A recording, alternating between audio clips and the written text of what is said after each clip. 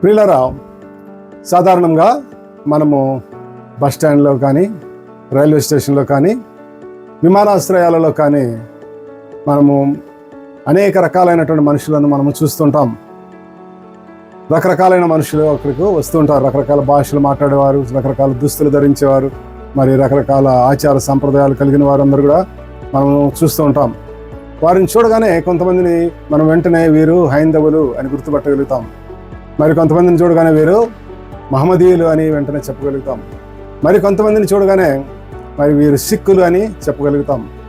మరి అదేవిధంగా జైన మతస్థులు, బౌద్ధ మతస్థులు వారి వారి యొక్క దుస్తులు, వారి సాంప్రదాయాలను బట్టి, వారి యొక్క ఆచార వ్యవహారాలను బట్టి మనం వారిని ఆ విధంగా గుర్తుపెట్టగలము. కానీ మరి క్రైస్తవులను ఏ విధంగా గుర్తుపట్టగలరు?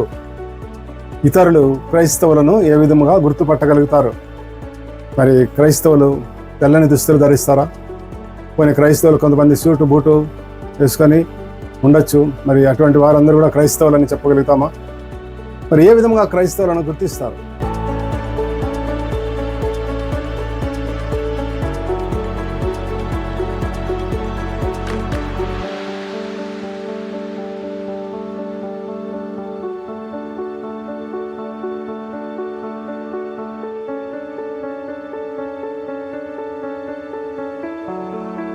క్రీస్తునందు ప్రియమైన వారలారా, మన ప్రభువైన యేసుక్రీస్తు నామమున మీకు అందరికీ సాయంకాల శుభములు, వందనములు తెలియజేస్తున్నాను. Passion light house Manipal Sunday evening online Telugu service క్రీస్తు ప్రేమతో ఆహ్వానిస్తున్నాం. ప్రియులారా, సాధారణంగా మనము బస్ స్టాండ్లో కానీ, రైల్వే స్టేషన్లో కానీ, విమానాశ్రయాలలో కానీ మనము అనేక రకాలైనటువంటి మనుషులను మనము చూస్తుంటాం.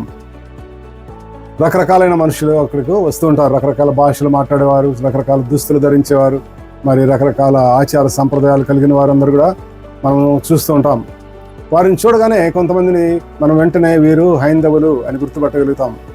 మరి కొంతమందిని చూడగానే వీరు మహమ్మదీయులు అని వెంటనే చెప్పగలుగుతాం. మరి కొంతమందిని చూడగానే మరి వీరు సిక్కులు అని చెప్పగలుగుతాం. మరి అదేవిధంగా జైన మతస్థులు, బౌద్ధ మతస్థులు వారి వారి యొక్క దుస్తులు, వారి సాంప్రదాయాలను బట్టి, వారి యొక్క ఆచార వ్యవహారాలను బట్టి మనం వారిని ఆ విధంగా గుర్తుపెట్టగలము. కానీ మరి క్రైస్తవులను ఏ విధంగా గుర్తుపట్టగలరు? ఇతరులు క్రైస్తవులను ఏ విధంగా గుర్తుపట్టగలుగుతారు? మరి క్రైస్తవులు తెల్లని దుస్తులు ధరిస్తారా? కొన్ని క్రైస్తవులు కొంతమంది సూటు బూటు వేసుకొని ఉండొచ్చు. మరి అటువంటి వారందరూ కూడా క్రైస్తవులని చెప్పగలుగుతామా? మరి ఏ విధంగా క్రైస్తవులను గుర్తిస్తారు? ఆ విషయాన్ని మనం ఈరోజు ధ్యానం చేద్దాం. క్రైస్తవులు అనగా క్రీస్తు యొక్క శిష్యులు, యేసుక్రీస్తు ప్రభు యొక్క శిష్యులు. అంతేకాకుండా యేసుక్రీస్తు ప్రభు యొక్క అనుచరులు, లేక వాక్యానుసారంగా జీవించేవారని కూడా చెప్పవచ్చు. అయితే క్రైస్తవులు అనేటువంటి మాటను లాటిన్లో క్రిస్టాస్ అని పదము వాడబడింది. ఆ పదానికి అర్థం ఏంటంటే మంచివారు లేక దయార్థ హృదయాలు అని ఆ మాటకు అర్థము. అంటే క్రైస్తవులు మంచివారు, క్రైస్తవులు దయగలిగిన వారు అని అర్థము ఆ మాటలో ఉంది. కాబట్టి మరి మనం మంచివారంగా ఉంటున్నామా? మరి దయ కలిగిన హృదయం కలిగిన వారమై ఉన్నామా అని మనము ఈరోజు పరిశీలన చేసుకోవాలను. ఆ విధంగా మనం ఉన్నప్పుడు మనలను క్రైస్తవులుగా గుర్తించగలుగుతారనేటువంటిది మొట్టమొదటిగా మనము గ్రహించగలుగుతాం.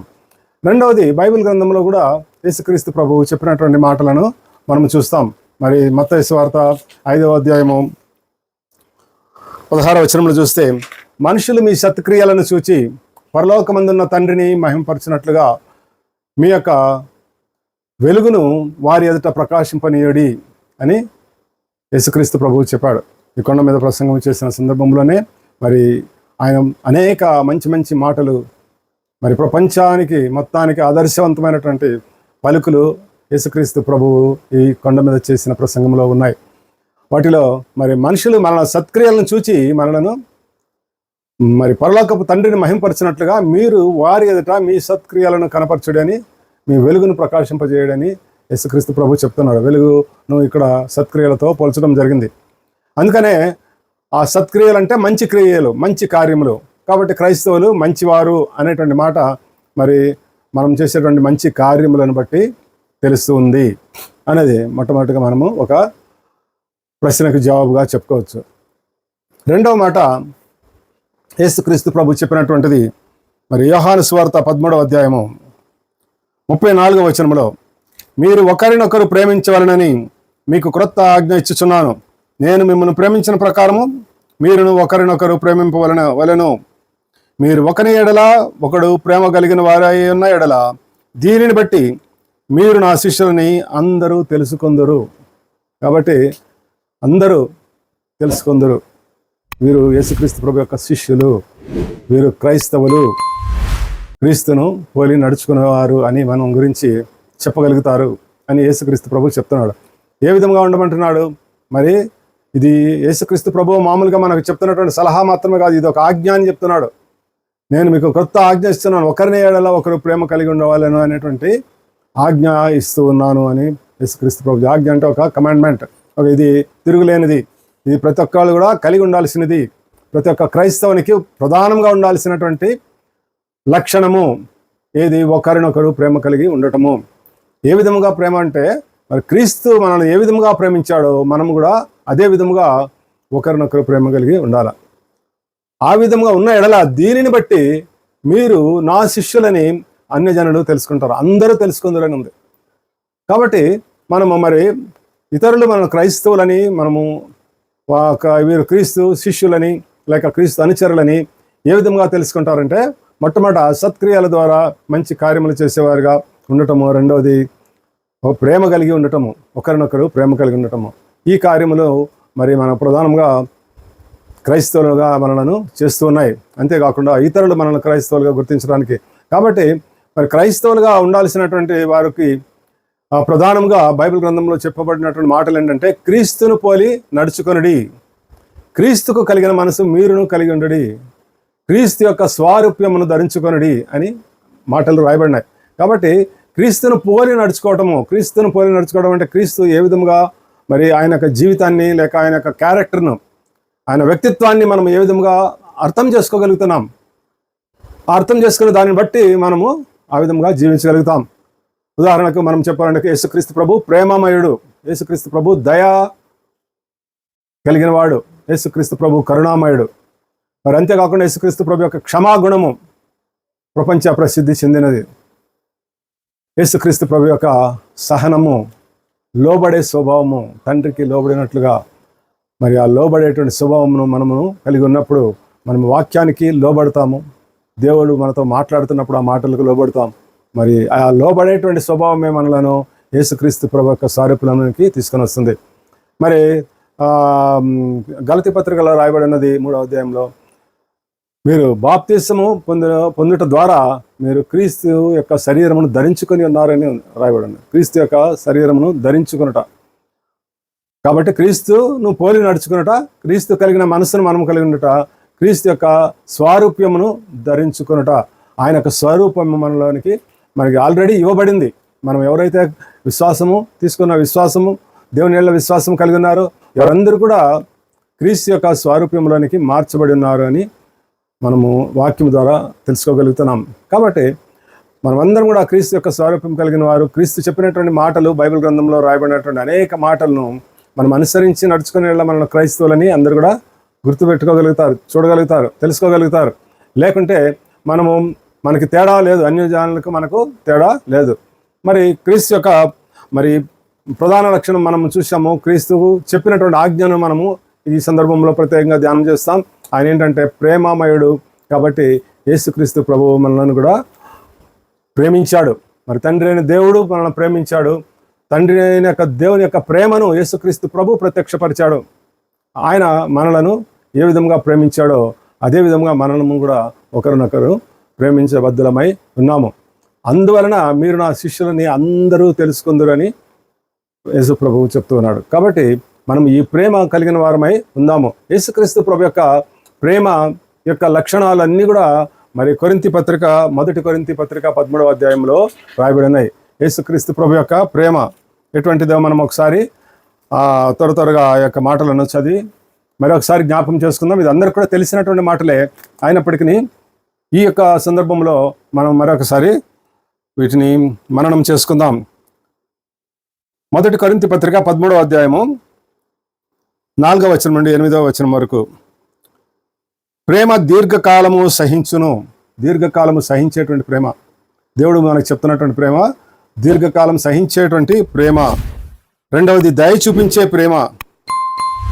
మూడవది మత్సరపడనటువంటి ప్రేమ. మత్సరము అనేటువంటిది ఈ కాలంలో క్రైస్తవ సమాజంలో ఎక్కువైపోతుంది. ఒకరిని చూసి ఒకడు కుళ్ళుకోవటం అంటారు. రకరకాల పదాలు కూడా వీటికి వాడుతుంటారు.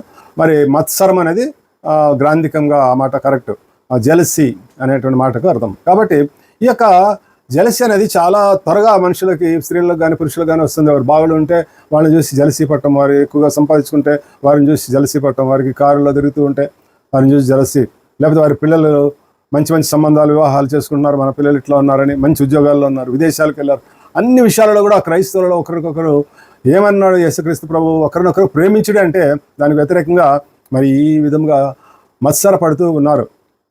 కాబట్టి ఈ మత్సరం ద్వారా మనం యేసుక్రీస్తు ప్రభు శిష్యులమని ఎవరు కూడా చెప్పరు, మనం అటువంటి లక్షణం మనం కలిగి ఉంటే. కాబట్టి మొట్టమొదటిగా అది తీసివేసుకోవాలి. యేసుక్రీస్తు ప్రేమలో ఈ మత్సరం అనేది లేదు. ఆయన చెప్తున్నటువంటి ప్రేమ, మనం నేర్చుకోవాల్సినటువంటి ప్రేమ మత్సరము ఉండదు.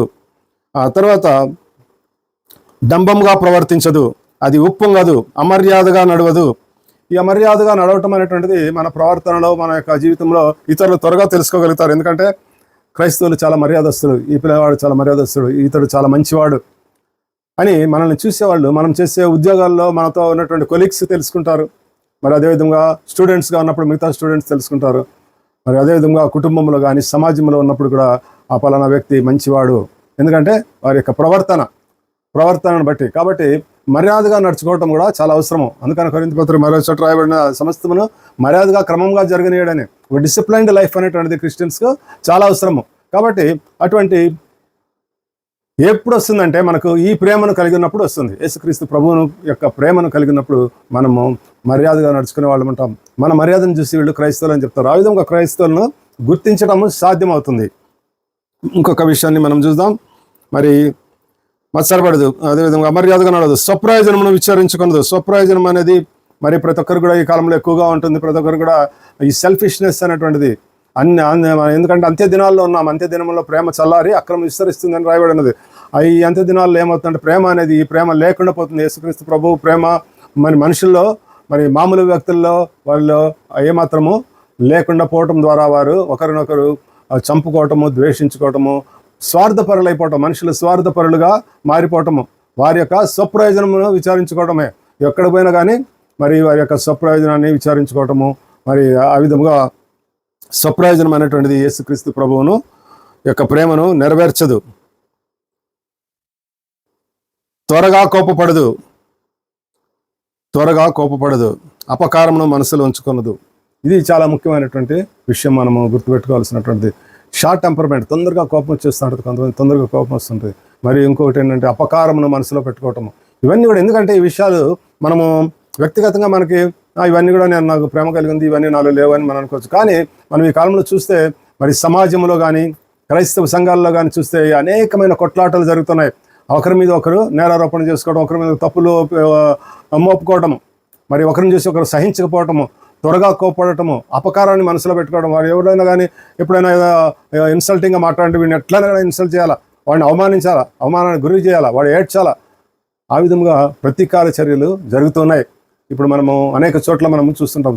క్రైస్తవ సమాజంలో మరి అనేక చర్చెస్, దేవాలయాలు, మరి ఒకప్పుడు మిషనరీలు ఎంతో కష్టపడి సంపాదించినటువంటి మరి మంచి మంచి దేవాలయాలు కట్టించి, చర్చెస్ కట్టించి, వాటి కొరకు అన్ని సౌకర్యాలను, ఆస్తిపాస్తులను, భూములను అన్ని సమకూర్చినటువంటి మిషనరీస్ చేసినటువంటి వారి యొక్క నిస్వార్థమైనటువంటి సేవలకు ప్రతిగా ఇప్పుడు స్వార్థపరులు మరి ఆ యొక్క ప్రాంతాలన్నింటిని కూడా ఆక్రమించుకోవడం, దురాక్రమణ చేయడము, మరి ఈ యొక్క సంఘాలలో, సమాజంలో ఆధిపత్యం కొరకు ఒకరినొకరు కొట్టాడుకోవటము, మరి క్రీస్తు నామమునకు వారు అపకారము లేకపోతే ఆయనకు చెడ్డ పేరును తీసుకొస్తున్నారు. అందుకనే బైబిల్లో రాయబడిన మాట ఏంటంటే, మిమ్మల్ని బట్టే అన్ని జనుల ఎదుట నా నామము దూషింపబడుతున్నది అని రాయబడి. ఈ మాట మనం ఇప్పుడు చాలా సంఘాలకు ఇది వర్తిస్తుంది. ఎందుకంటే క్రైస్తవ సంఘాలు కొట్లాడుకుంటున్నప్పుడు, క్రైస్తవ సంఘాలు మరి పోలీసులను ఆశ్రయించినప్పుడు, క్రైస్తవ సంఘాలు మరి న్యాయస్థానాల్లో కేసులు పెట్టుకున్నప్పుడు, మరి ఆ విధంగా అన్యుల ఎదుట మరి న్యాయ విచారణ జరిపేటప్పుడు కానీ పోలీసులు కానీ వారు అనేది ఏంటంటే క్రైస్తవులు కదా, ఆ క్రైస్తవులు కూడా ఇట్లా చేస్తారా,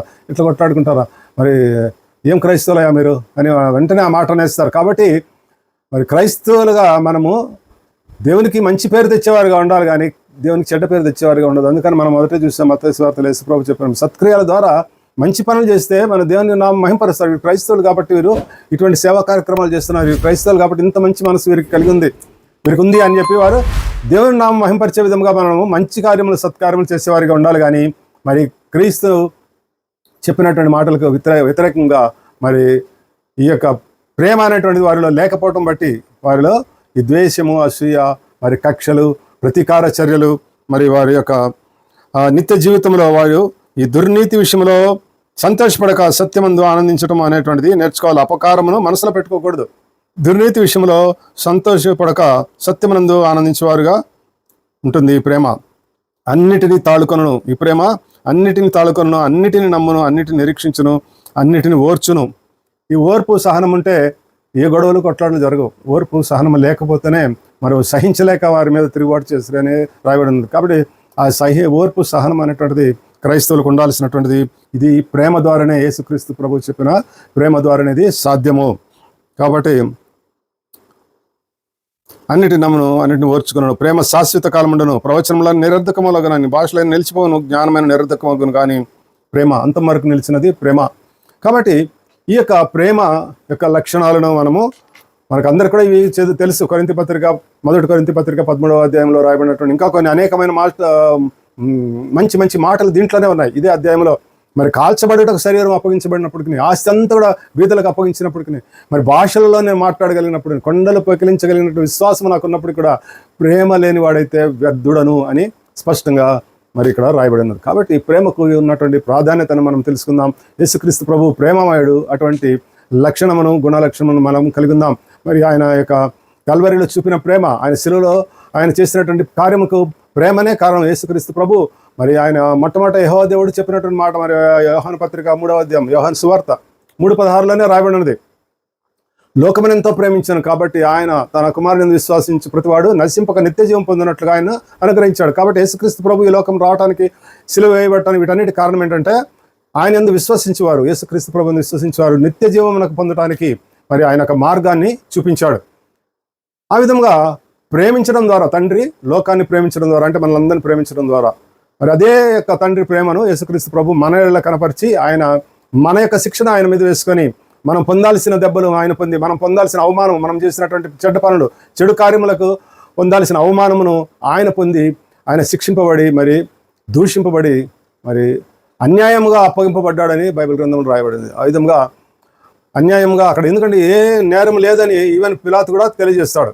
అయినప్పటికీ కూడా ప్రజలు, వాళ్ళ యొక్క మరి శాస్త్రులు, పరిశోధకులు అందరూ కూడా ఆయన సిలువేయాలి అని అనటం బట్టి ఆ కాలంలో ప్రత్యక్ష ప్రజాస్వామ్యం అంటారు, డైరెక్ట్ డెమోక్రసీ అనేది ఆ రోమ్ దేశంలో ఉంది.